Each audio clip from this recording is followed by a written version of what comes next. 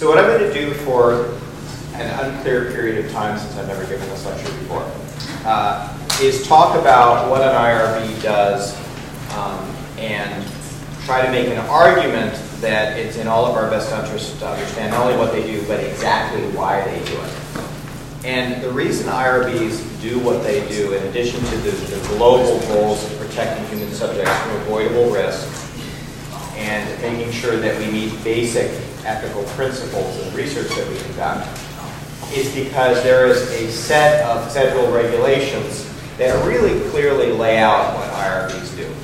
Now, I once made the mistake of suggesting to a regulator that a regulation was somehow different than a law. Anybody know the difference between a regulation and a law? I don't, but the regulator wanted to be very clear that these are laws. Don't you ever forget it. Okay? So I'm sure there's a legal distinction, but regulations are out of the force of law. And every once in a while, someone decides to ignore that, and they do so at their own peril. So what I'm going to try to do, and this is a little bit of an experiment at your expense, and I would really like honest feedback on this approach, is I'm actually going to use the regulations to frame what an IRB does. This is a high-risk strategy. And I think there's a couple of areas in which much of what you hear from your fellow investigator is just, can't use the term, because they've never actually sat down and read the regulations that determine what the IRB does and why. So I cannot tell you how many stories I've heard about you can always do this, or you can never do this, or it's okay to not get IRB approval for a retrospective chart review if you know the patients were treated prior to 10 p.m. on Thursday on the it's amazing the stuff you hear. And the regulations are actually, there's just not that many words in them. And you can actually just sit down once and read them, and it does two things. First of all, it frames the human subject's protection, the common rules, so you actually know something about what you're talking about. And it tells you why specific questions are asked on IRB applications or in the responses you get to your proposals. The other thing it does is it allows you to frame the way you address potential human subjects protections concerns in ways that show an awareness of what the rules are, and that gets you immediate credibility with your IRBs. You actually took the time to read the rules.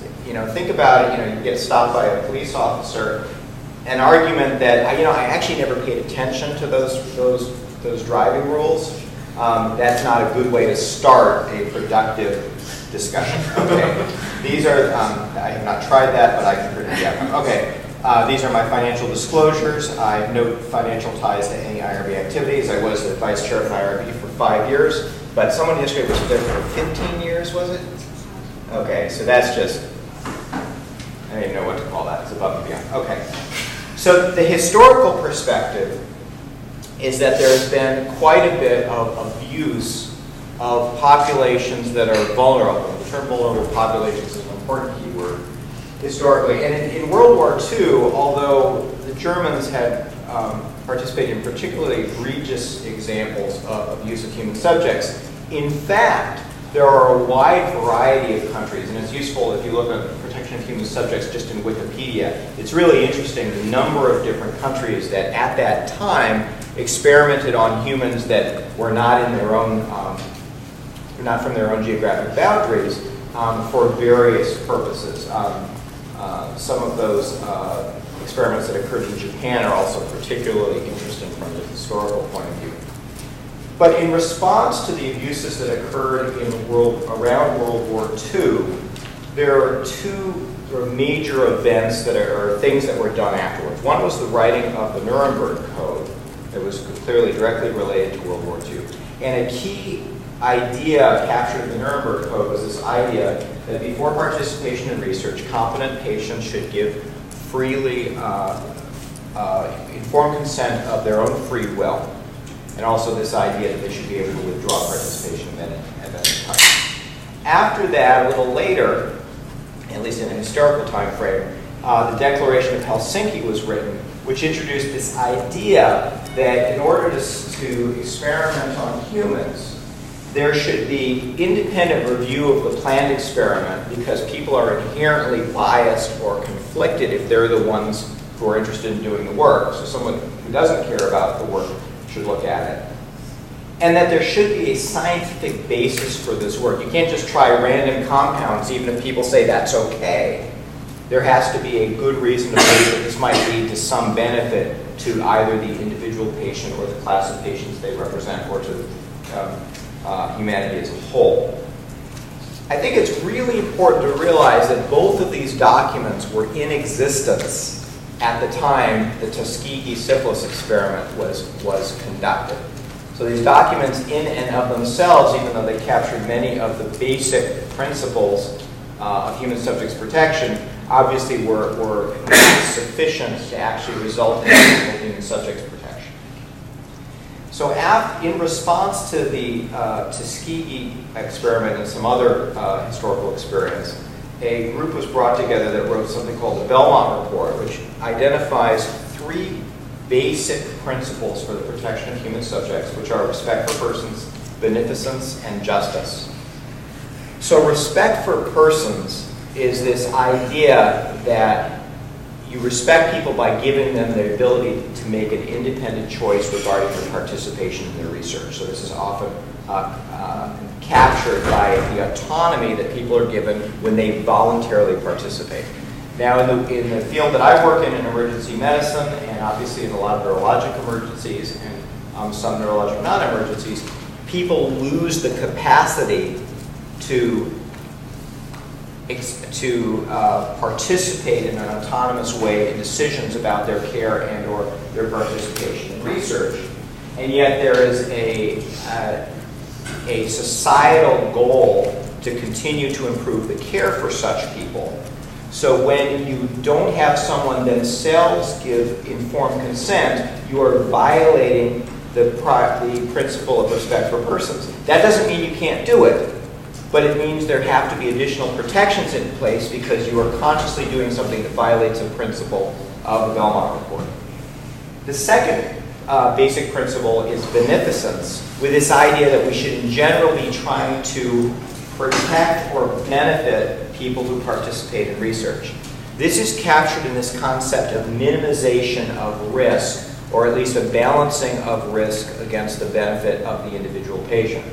So this is why you can't do research on people that only has the prospect of substantial harm unless there's some potential benefit also for the person or for the class that they represent. And the balance between that risk and harm and understanding it is a major thing that IRB looks like. It's also captured in the regulations. I'm going to look at just the titles of the sections of the regulations regarding protection of children to show you how it's explicitly balanced.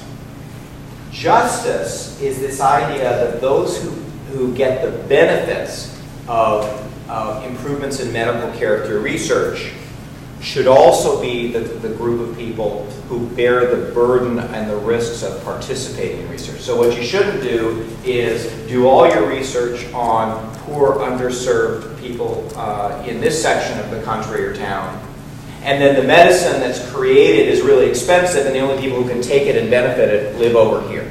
That violates the principle of justice. So when you talk about all of these, and all of them sound like I don't agree with them, these very important criteria in terms of the expected ethnic, racial, geographic, or other distributions in most grant applications, or frankly, even the principle of trying to distribute the activities of medical research geographically across the U.S., those represent these basic principles of justice, which is that those who benefit from research should also be those who bear the burden and vice versa.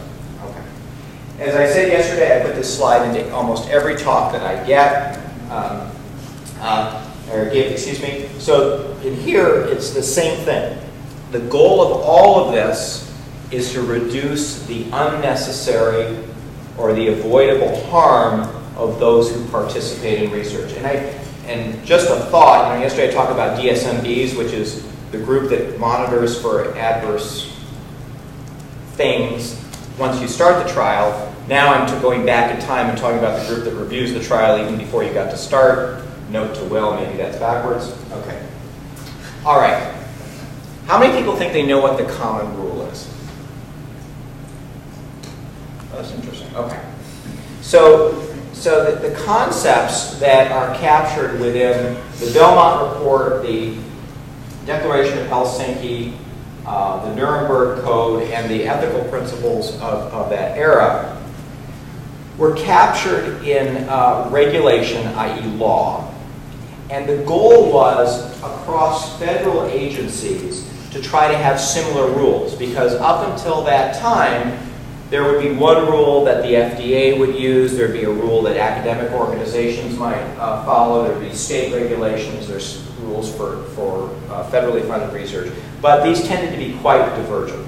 So there was a very large effort made to write a single common rule about protection of human subjects. Because they weren't very imaginative, they called it the common rule.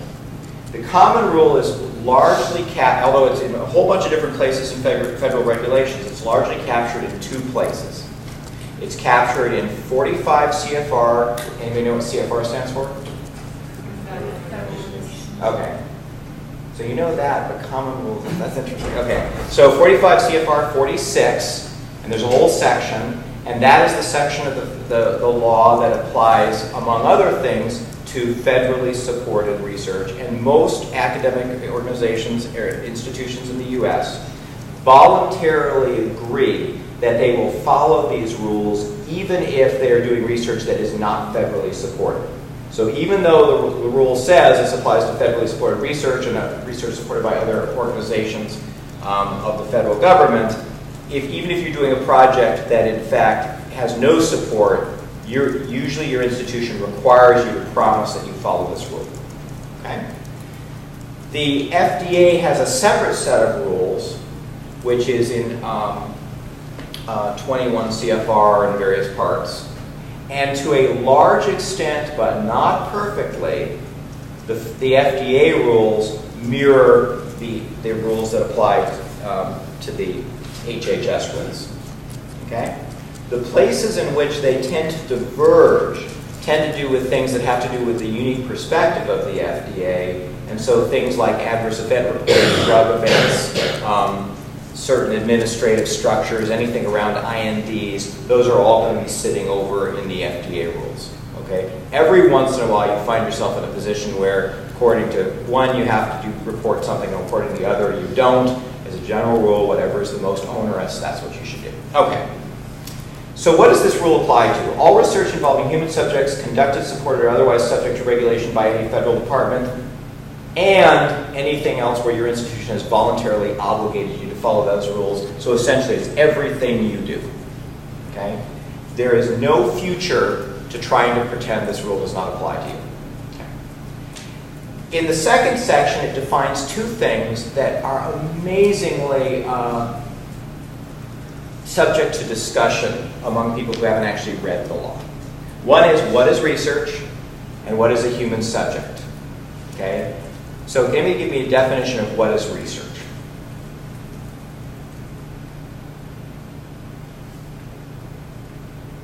Wow. I have 45 minutes, by the way, and only 10 more slides, so I'll just stand here. Just call on somebody. Well. Research is a scientific activity designed to create new knowledge. So any activity doesn't have to seem scientific. Okay, that's right. It'd be nice if it's scientific. So it's any activity that involves the collection of data with the intent of creating generalizable knowledge. What does generalizable mean? Generalizable, to many people tried to argue, it meant I'm going to publish it. It's not what it means. It means that you're going to use it in any way outside of the application of the subjects from which it was collected. So you do a QI project, and your idea is to create a guideline that you're going to send to other institutions. That's probably research. Okay, and you're a lot better off talking to your IRB administrator and saying, I think this is probably research, right, than later wanting to publish it and saying, I never got approval, and just seeing what happens. That's not a good experiment to do. Okay, so research is quite broad. Anytime you think you're going to have a data table based on human subjects, you should probably think of that as research. We can discuss at the end. We'll have plenty of time if people want to come up with counterexamples. What is a human subject? So there's two ends to this question, okay? Okay. So there's is it the 2-cell stage, the 4-cell stage? And I do not want to get into this, especially here, okay? So as a general rule, a human subject is defined as the point at which, with modern medical therapy, there's potential viability, okay? But you should be really careful about any research on anything that had the potential to become a human being by that definition earlier on in the stage, okay? And this is the part that, because I'm a morbid person, I think is really fascinating. When do you stop becoming a human subject? When you die. How do you find death? The absence of life. Oh, okay. Calling somebody else. Yeah, really. Doesn't that not mean like the 17 PHI and I'm sorry? like non-human subject research, right? Like you have to show that they're between a certain age and that you don't need the 17 like HIPAA or like health identifying. Oh, okay. So protected health information is totally different. So the privacy of protected health information is guaranteed. I think it's for 50 years after you die. I just looked this up because it became relevant in something. So you're protected as a human in terms of PHI under HIPAA long after you're dead and gone. But for medical research, when you are legally dead, you are no longer a human subject. This is really important if you do any research on treatments in the donation setting, where you're intending to improve the viability of organs in an organ donor, but they're only an organ donor once they've been declared brain dead, right? So amazingly, you can have a human body with a pulse who's been declared brain dead that is no longer a human subject under these rules. Nobody in their right mind would say, therefore I don't have to get approval from anybody to do hypothermia or inject a drug or whatever I'm going to do. And so there's an entire area of new medical research for which it's completely unclear where the regulatory authority is. Okay? There's a gap in the regulations that was not anticipated at the time that the common rule was written. Okay. The 46.103 talks about how you ensure compliance. And this captures this idea of independent review that came from the Declaration of Helsinki. And the idea is somebody who doesn't care about your career ought to decide whether the research you're doing is okay, and that's the Institutional Review Board. The Institutional Review Board is purposely intended to represent both scientific points of view and non-scientific points of view. So it needs to have at least 5 members, so that there's some potential for diversity of opinion, with various backgrounds to promote complete and adequate review of research activities. And this paragraph goes on in the regulations to talk about the fact that you may need to have ethnic diversity or other kinds of diversity to ensure that the societal perspectives are well represented in the IRB. Because the IRB is basically balancing the perceived risk against the expected or perceived benefit to the patient or the class of patients or the society. Now think about, just for that last thing, think about research that's done on, say, basic science of pulmonary hypertension. A lot of this was done at my institution. We would review IRB applications in which the investigator was going to take a normal subject, do a right heart catheterization, inject a drug, and measure pulmonary artery pressures. I did not sign up for this. Okay. And the question was, is that research that's ever okay? Because there's some risk associated with having a right heart cath. Okay. And the question is, what kind of consent process or informing really assures the IRB that the person understands the risks that they're voluntarily signing up for? How much money can you give someone as compensation for their inconvenience that's not coercive? Because being coercive is bad. How does the amount of money that's coercive depend on the socioeconomic status or educational background or personal circumstances of the patient, and how can you know that? These are really hard questions, and you need people in your IRB, coming back to the membership, who have this broader perspective of how non-scientists or people from different socioeconomic statuses or ethnic or racial or religious backgrounds would think about these questions. There was a slide shown, I believe it was yesterday, about why people volunteer for research, why they participate.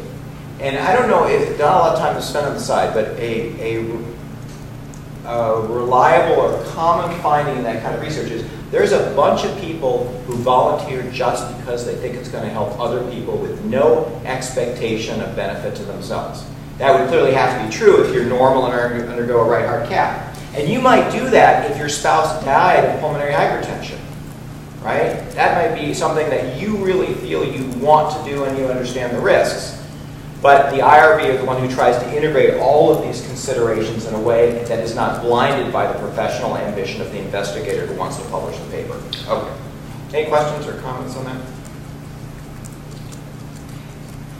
The IRB has to review the research, so it's your protocol for balancing these risks and potential benefits. They have to review the consent form by law and the consent procedures. A good IRB will understand very clearly that a piece of paper is not consent no matter how many people sign it. Okay? Consent is a process by which, in ideal circumstance, the prospective subject is told about the potential of the reason the research is being done, what's involved, their risks, their likely benefits, alternatives to participation, is given a time to have all of their questions answered, and then makes a decision of their own free will. That's just a real brief summary. That's a conversation. It is not a signature on a piece of paper. Anybody who's bought a house, did you read every word on that contract, right? Signing something does not mean you know what's in that document. Okay. In addition to reviewing the consent and the consent procedure and the research, the IRB by law has to do something called continuing review, which I believe is defined as at least occurring annually. Continuing review is a part of data monitoring, if you will, and these laws were written before data monitoring was very well established, where they look at the progress of the research and the outcomes of the patients once a year and give you approval to continue study, continue the research. So the IRB has to look at, was it a good idea? Are the paper trail and the procedures in place so that the consent is meaningful? That's the respect for persons. And then the continuing review, which is that it continues to be safe and appropriate to conduct the study. Now, this is generally a long process. So how many people have submitted something to their IRB? How many people? Keep your hands up high. It's a group participation. It's after lunch. Okay. How many of you got an answer back within 2 weeks? Sometimes. Okay, let me do it. I'm sorry, I'm going to switch the whole game. Keep your arms up. How many people it took more than 2 weeks to get an answer back? Approval. Oh, approval? Okay, it took longer than 2 weeks to get approval. So you got approval within 2 weeks, or you don't understand the question? Okay. So do you want me to put it down if I have... If your IRB was unbelievably fast, you get to put your arm down. Okay? Okay. How many people it took more than a month to get approval? You're talking about at least one thing that you At least one. Any one you want to think of. This is not scientific. Okay? Okay. 6 weeks? 2 months? Okay, so the median is probably about 2 months, I'm guessing, or your arms got tired. So there was an acknowledgement that review of research is a burdensome process, and if there's one thing that characterizes the American way of decision making, it's that we're willing to take a really, really long time to avoid making a bad decision,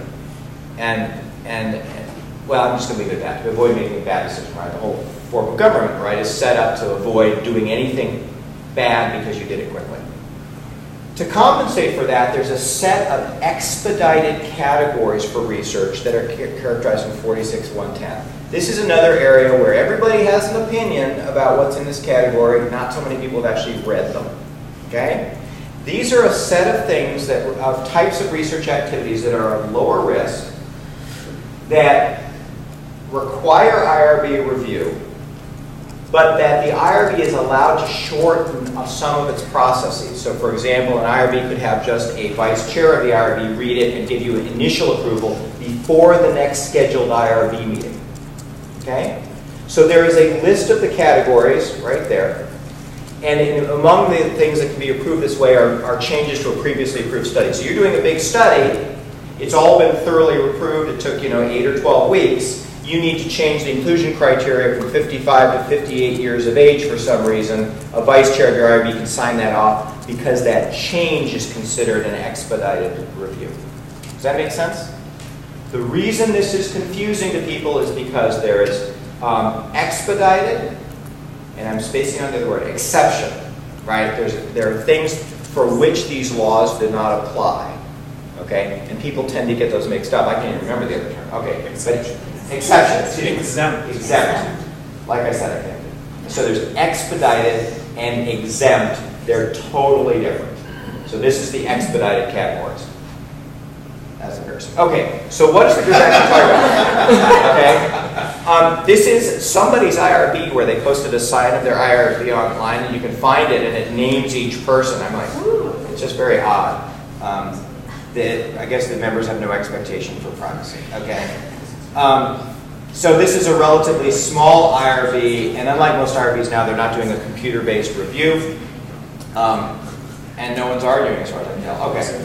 So by law, the IRB has to look at this list of things. So this means if you don't address one of these things, the IRB by law shouldn't approve your study without asking you to at least comment on it. So most IRB forms or interfaces force you to answer these questions. How do you minimize risk? That's beneficence. The risks are reasonable relative to the expected benefits and knowledge to be gained. That's beneficence also. Selection of subjects is equitable. That's the justice criteria. Informed consent. How is the subjects going to give informed consent if there's no subjects who are the legally authorized representative? By the way, what's the definition of a legally authorized representative? Anybody know? It varies. They're very good. It varies by state. I have no idea what it is in Iowa. Okay? And it is completely different than who can commonly give consent for routine medical care. Okay? So every once in a while we find people saying, well, I allow the spouse to sign permission for the appendectomy if the person got too much morphine. How come I can't let them sign for this phase 1 trial of a monoclonal antibody that's never been in humans? Okay? So why is that different? Why do we have a different threshold for who can give consent for care in routine clinical practice versus who can give consent for research? Why is that different? You're looking at me. Well, I suspect that the gravity of the situation, there's implied consent to some degree with an appendectomy, right? For the surgical procedure. Yeah, well, usually you have to get written informed consent unless there's some real good reason why there's not enough time or doing so would put someone at risk, okay? This has to do with a perceived conflict of interest. The assumption is that if I go up to you and I suggest medical treatment as part of my role as your physician, my motivation, we're going to ignore money for a second, my motivation is in principle to improve your medical outcome. So I don't have a conflict. My judgment may not be very good, I may not be up on the literature, I may have been faking my CME, but the idea is I'm not conflicted, okay? The basic assumption in the protection of human subjects is the people who are participating in research have as a conflicting interest their own scientific credibility, productivity, etc. So I have something, the reason I want you to participate in my research study may be because I think it'll help you, but it's really because I need another patient or I don't meet my quota and I get kicked out of the net. Okay? It's the conflict of interest. So the idea is that the class of people who can participate in the informed consent have to be people who are much more clearly have the legal authority to act on someone's behalf, like a holder of a legal health power of attorney. In some states, for research, it involves your spouse.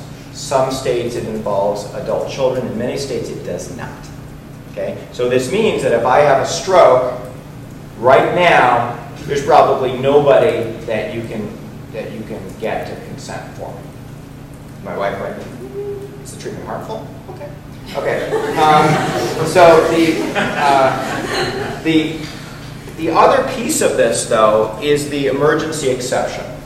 So, and I referenced here the FDA version of it because I think it's particularly well written, but there is an equivalent exception in the HHS regulations. So 21 CFR 50.24 is sometimes called EFIC, or the exception from informed consent.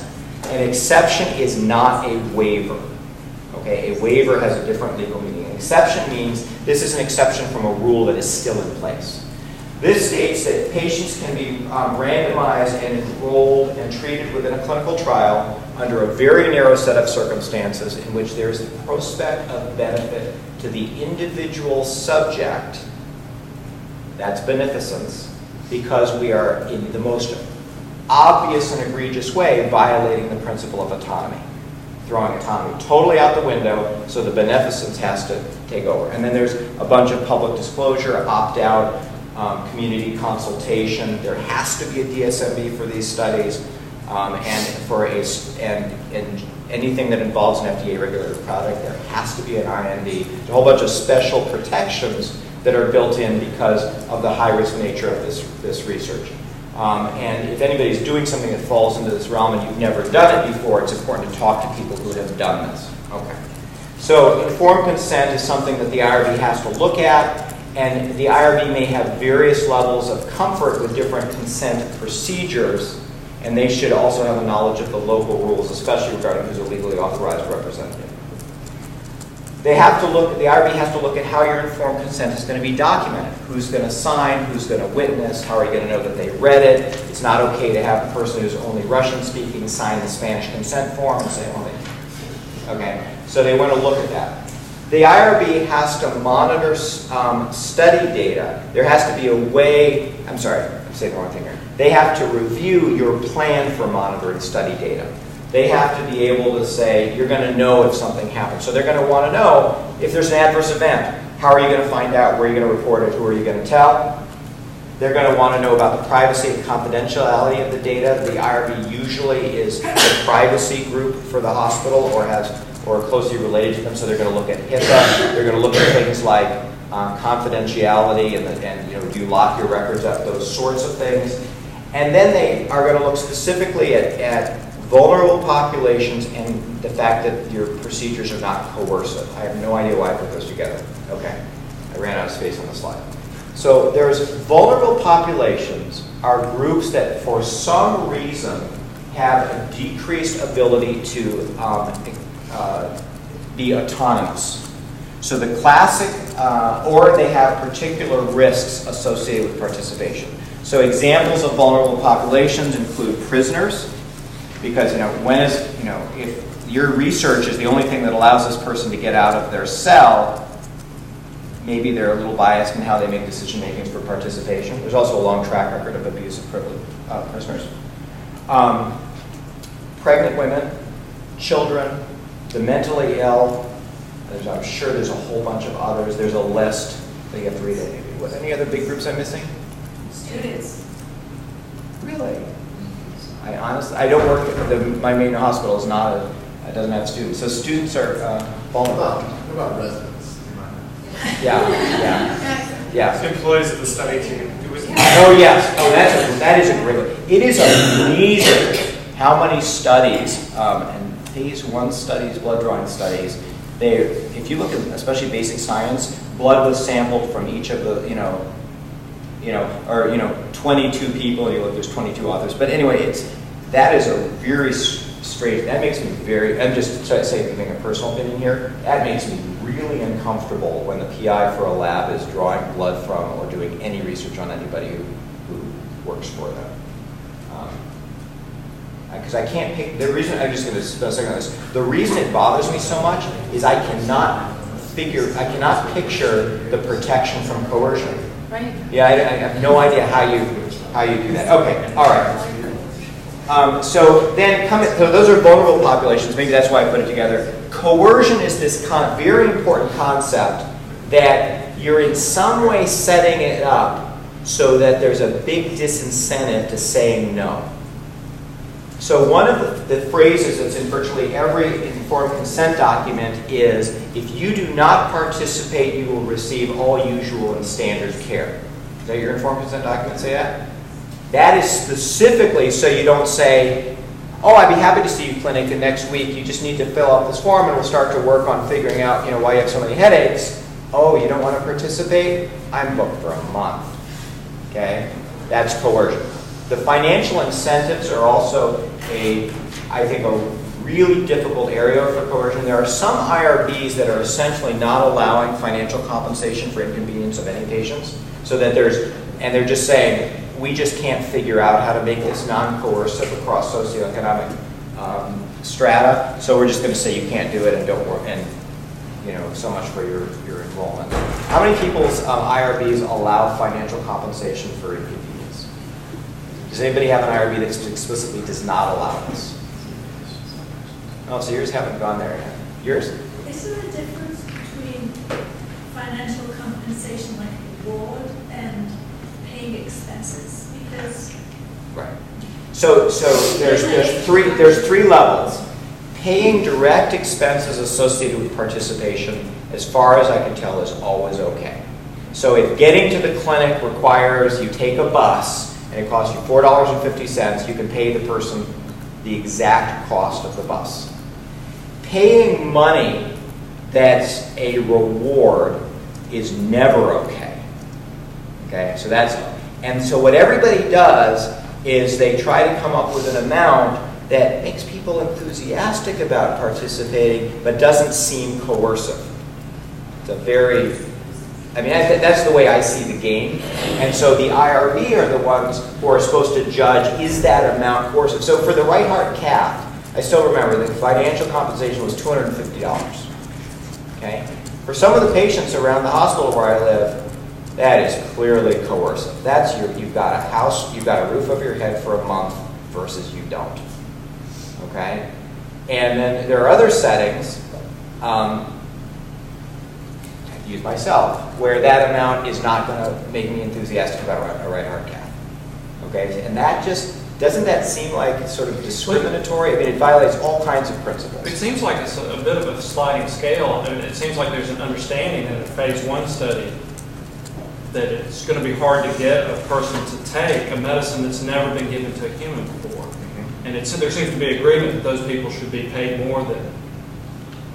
Is that not true? Are those people typically compensated more? So I think it's fascinating the way you just stated that. The way you stated it sounded to me like this is how much it takes to coerce somebody to do something they wouldn't otherwise do. That's right. So what you just stated captures what you're not supposed to ever do, say, or think.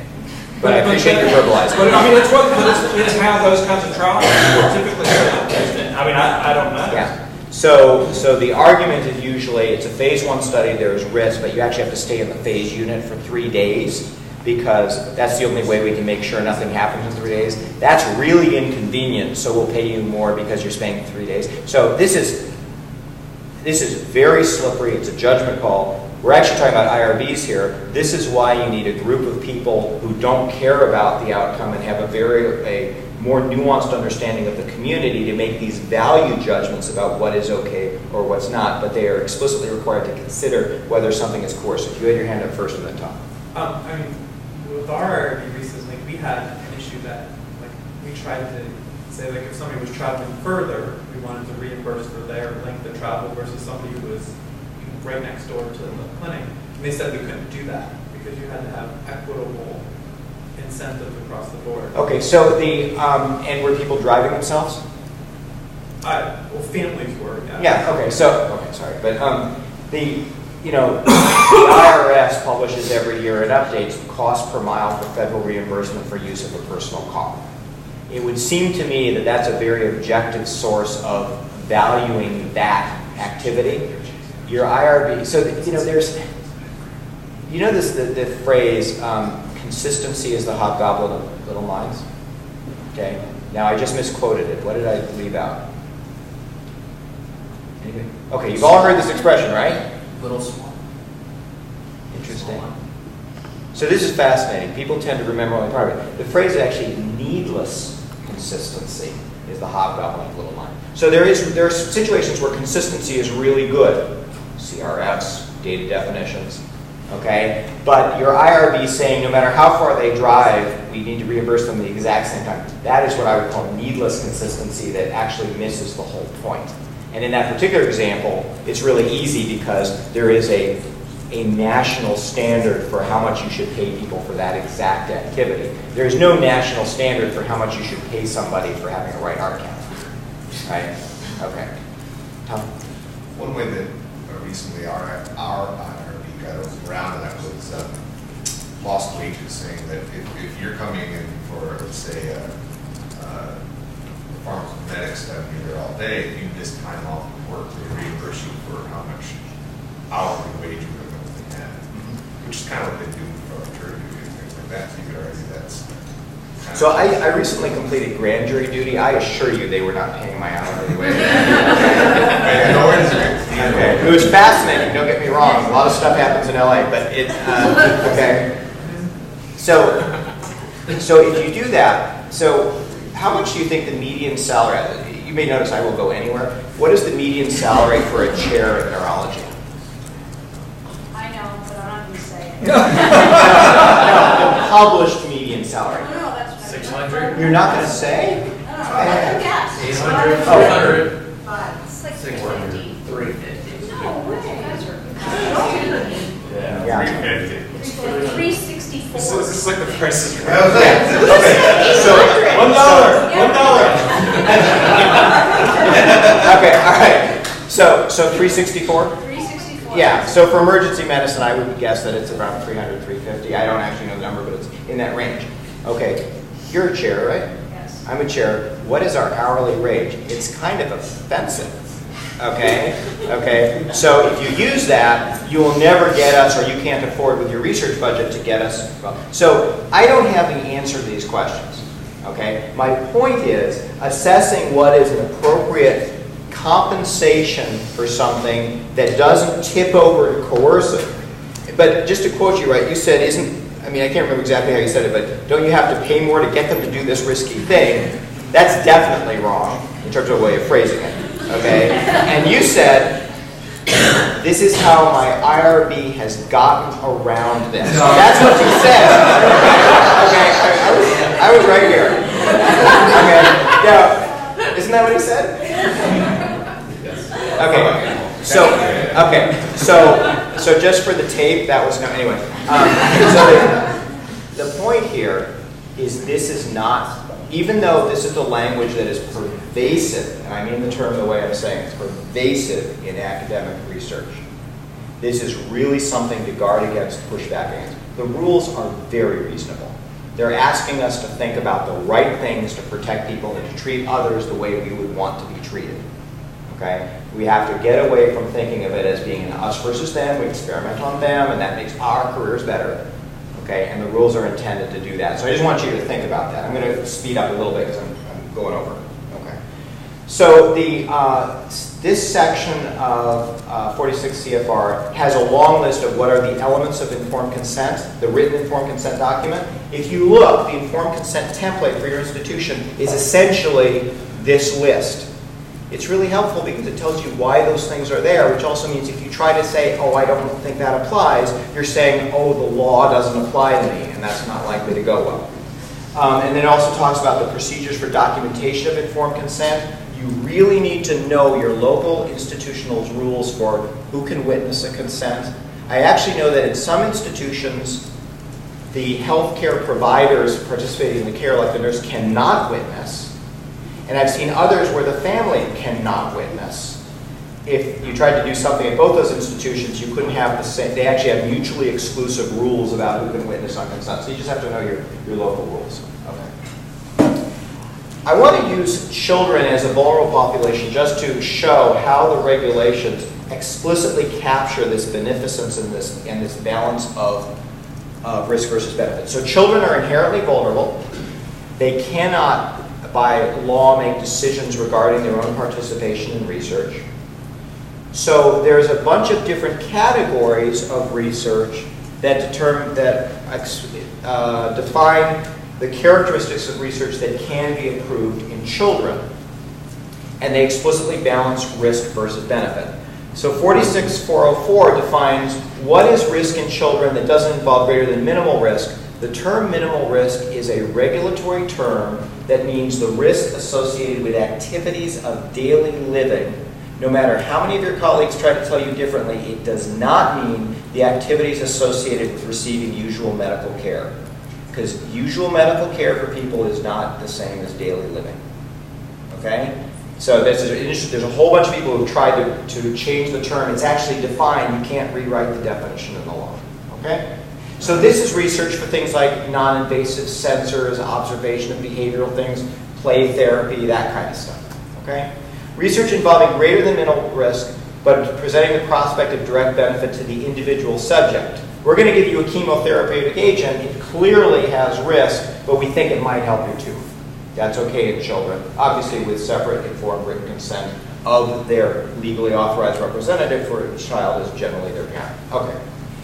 Research involving greater than minimal risk that's not going to benefit the child, but is likely to yield generalizable knowledge about the individual subject's disorder or condition. That's phase 1 research. Right? The child has the disease. They, as a class, will benefit from research that improves knowledge about that disease, but this research is not going to help this individual child, or we don't have a reasonable expectation that it will.